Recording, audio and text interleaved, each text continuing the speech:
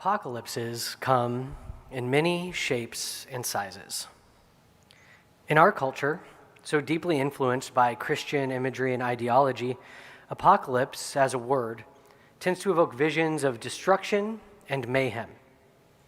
But the word only means revelation, a divine exposition of novel truths.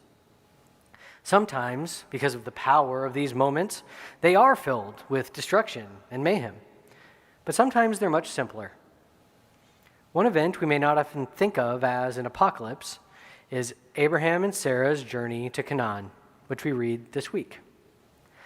The opening of Abraham and Sarah's story is terse in its details, and in its terseness, we find a richness of ground to understand what a journey into the unknown might be.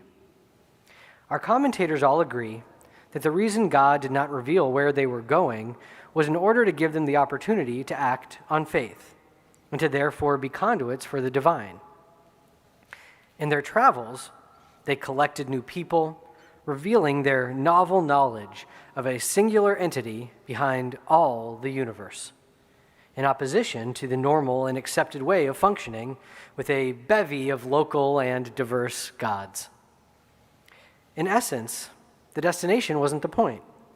The point was the fundamental shift to their very reality, an apocalypse. Rabbi Moshe ben Nachman, or Ramban, a medieval Spanish sage, wrote of their journey, "Everything that happened to the patriarchs is symbolic of what would happen to their descendants. That is why these stories go on at such length about the various journeys. They all come to teach about the future. Whenever such an incident occurs to one of these prophets, one can comprehend something that was decreed to befall their descendants. You should know that everything is decreed by the watchers," from Daniel 4:14. And once the decree leaves the realm of potential and is symbolically activated, it will inevitably come to pass.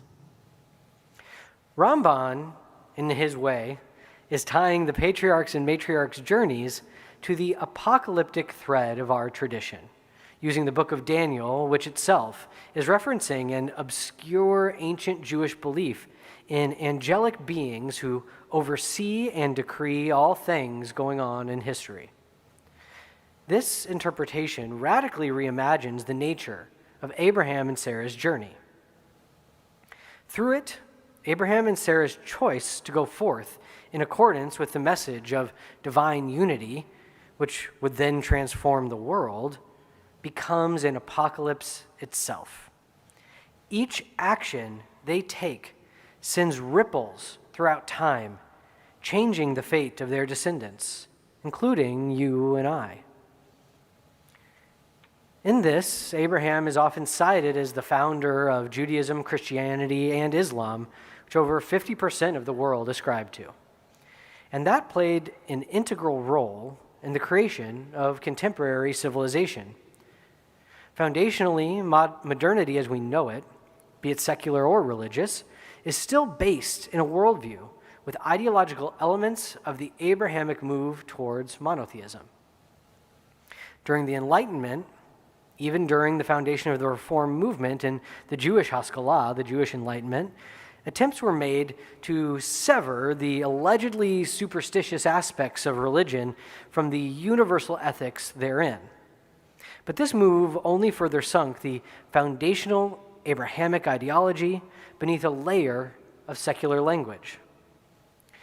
Ultimately, the ideology of progress itself, so integral to modernity and all its constituent parts, are simply secularized versions of the Jewish and Christian visions of history leading towards a unified messianic redemption, reflecting that unified God that Abraham and Sarah came to introduce the world to.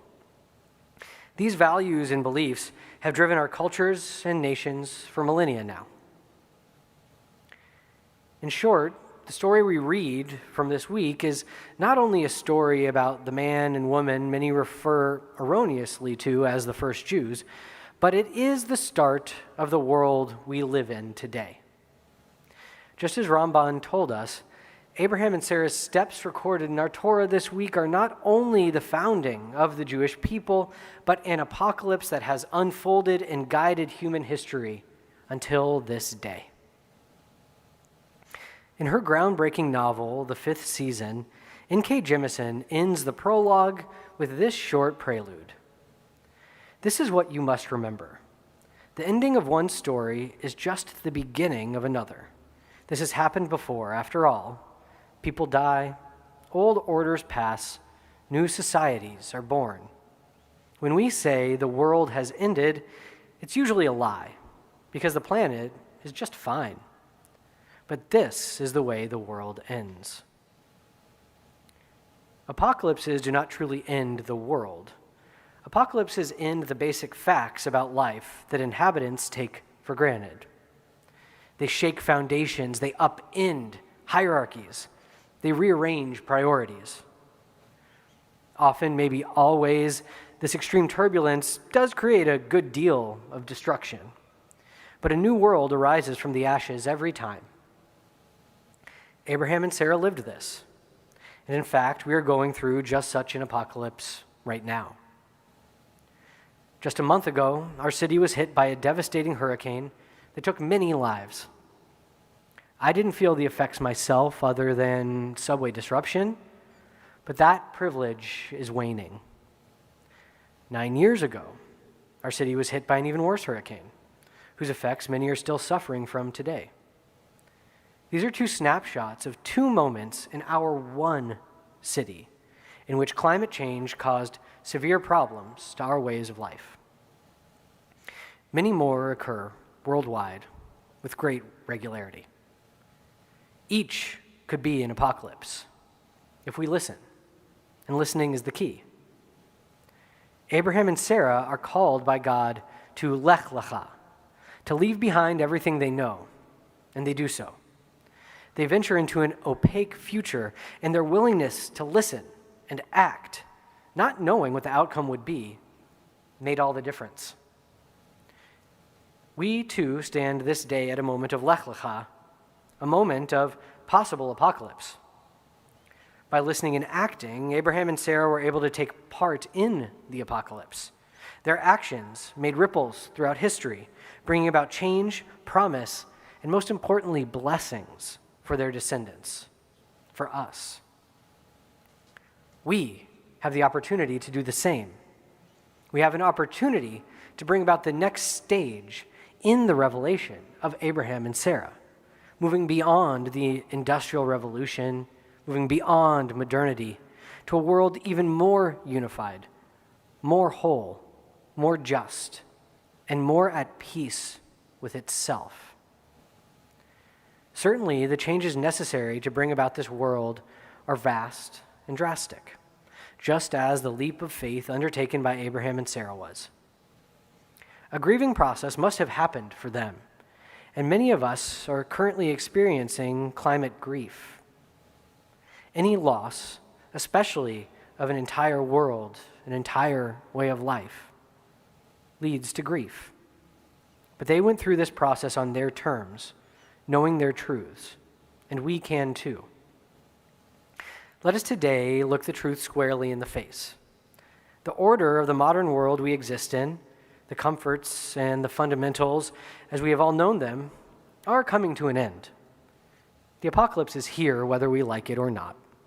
The choice we have is to face it and take action, sending ripples of righteousness through to the future, creating a future of blessings by going forth to build a world we do not know, or to turn away, to ignore the call, and allow the apocalypse to happen on its own terms, just as it has in our city through hurricanes, ceding our role to decide the future. It is a big issue, and one that requires thoughtfulness and strategy to confront. But we, like Abraham and Sarah, must listen as we are being called. If you would like one quick and easy way to take your first steps, take a look at rac.org, the webpage of the Religious Action Center of Reform Judaism, where there are 2 letters to our government officials to sign in support of environmental justice. May each of us find our role in this unfolding apocalypse, acting and working to drive forward a new vision of a world to come. May each of us find our note to sing as we pray a new world into existence. And may we all find the beginning of a new, more glorious story swiftly and in our days. Shabbat Shalom.